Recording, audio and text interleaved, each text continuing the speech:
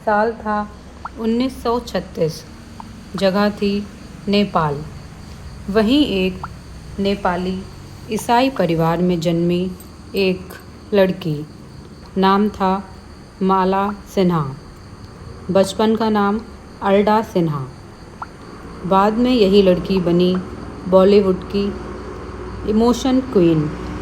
बचपन से ही पढ़ाई से ज़्यादा उन्हें संगीत और एक्टिंग में दिलचस्पी थी। जब बाकी लड़कियां गुड़ियों से खेलती, वो शीशे के सामने खड़ी होकर संवाद बोलती, गाती थी। उनका सपना था बड़े पर्दे पर दिखना, लेकिन किसे पता था ये सपना उन्हें शोहरत तो देगा, लेकिन चैन नहीं देगा। माला जी का फिल्मी सफ़र शुरू हुआ बंगाली सिनेमा से। उनकी मासूमियत ने सबका दिल जीत लिया। फिर उन्हें मिला मुंबई का बुलावा। मुंबई आईं, लेकिन यहाँ पहचान बनाना आसान नहीं था। धीरे धीरे उन्हें बड़े बैनर की फिल्में मिलने लगी। प्यासा, धूल का फूल, अनपढ़ जैसी फिल्मों ने उन्हें हिंदी सिनेमा की सुपरस्टार बना दिया। लेकिन कामयाबी के पीछे छिपी थी एक लड़की की परेशानी, जिसने अपने दम पर नाम कमाया, बिना किसी गॉडफादर के। माला सिन्हा न सिर्फ खूबसूरत थी, बल्कि बेहद बोल्ड और आत्मनिर्भर भी थी। उनका पहनावा, स्टाइल और आत्मविश्वास, सब कुछ सबसे अलग था। वो उन चुनिंदा अभिनेत्रियों में से थी जो महिला प्रधान भूमिकाएं करने से नहीं डरती थीं। उन्होंने अनपढ़ में अभिनय किया। उसने समाज के सामने एक आईना रखा कि औरत सिर्फ खूबसूरत चेहरा नहीं, एक सोच भी है। माला अपने माता पिता के बेहद करीब थी। उनके पिता उनकी ताकत थे और उनकी माँ उनकी दुआ। उन्होंने शादी की, लेकिन कभी अपने करियर से समझौता नहीं किया। उनके पति भी एक्टर थे, लेकिन माला की शोहरत कहीं ज़्यादा बड़ी थी। उनकी एक बेटी भी थी जो बाद में फिल्मों में आई। लेकिन हर चमकते चेहरे के पीछे एक साया भी होता है। एक वक्त ऐसा भी आया जब ईडी यानी प्रवर्तन निदेशालय ने माला सिन्हा के घर पर छापा मारा। कई लोग हैरान थे कि इतनी सुलझी हुई अभिनेत्री के पास ये संपत्ति कहाँ से आई। संपत्ति उस समय के 12 लाख, जो कि आज के कम से कम 12 करोड़ होंगे। जब पूछताछ हुई तो कोर्ट में माला के वकील के सारे पैमाने नाकामयाब साबित हुए। तब माला ने बोला, हाँ, ये पैसे मैंने कमाए, और अगर आपको लगता है कि ये गलत हैं तो सुन लीजिए, ये पैसे मैंने वेश्यावृत्ति से कमाए हैं।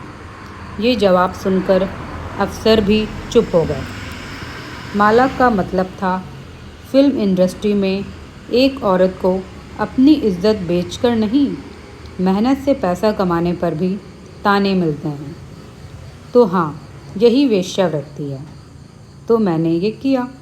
ये बात सुनकर पूरा मीडिया हिल गया। इससे उनकी छवि पर भी असर पड़ा। लेकिन उस दिन माला सिन्हा ने अपनी ज़िंदगी का सबसे बड़ा संवाद बोला। उन्हें आलोचना भी झेलनी पड़ी, कभी उनके मेकअप को लेकर तो कभी उनके बोलने के तरीके पर। लेकिन उन्होंने कभी किसी को जवाब नहीं दिया। बस काम से खुद को साबित करती रहीं। वो हमेशा विवादों से दूर रहीं। उनका नाम शादी से पहले गुरुदत्त से भी जुड़ा, लेकिन वह हमेशा जवाब नहीं देती थीं। माला सिन्हा ने कभी अपनी बेटी को फिल्मी दुनिया में आने से नहीं रोका।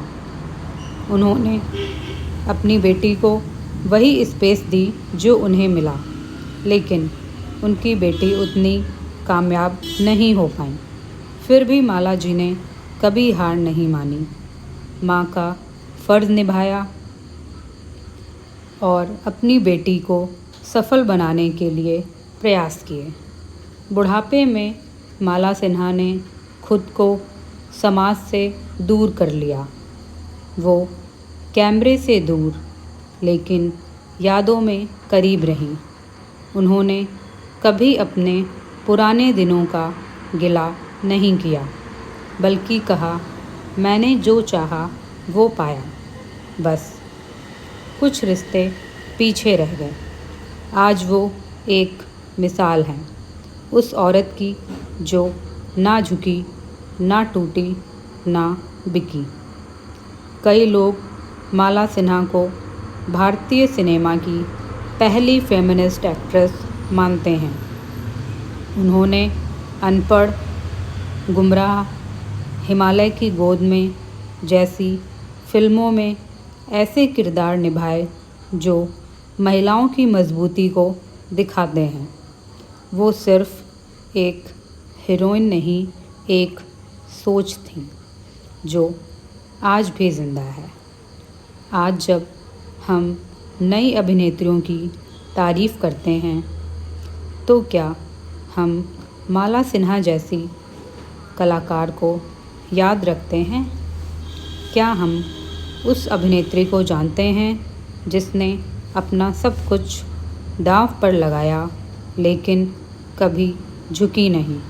सोचिए, क्या आज की दुनिया में माला सिन्हा जैसी बेबाक और ईमानदार औरत को बर्दाश्त कर पाती है? कमेंट में ज़रूर लिखिए। क्या आपने कभी माला सिन्हा की फ़िल्में देखी हैं? कौन सी फ़िल्म सबसे ज़्यादा दिल को छू गई? अगर आपको हमारी कहानी पसंद आती है तो हमारे चैनल को लाइक करें और सब्सक्राइब करें। आपके एक लाइक से हमें ऐसी और कहानी लाने के लिए उत्प्रेरणा मिलती है। धन्यवाद।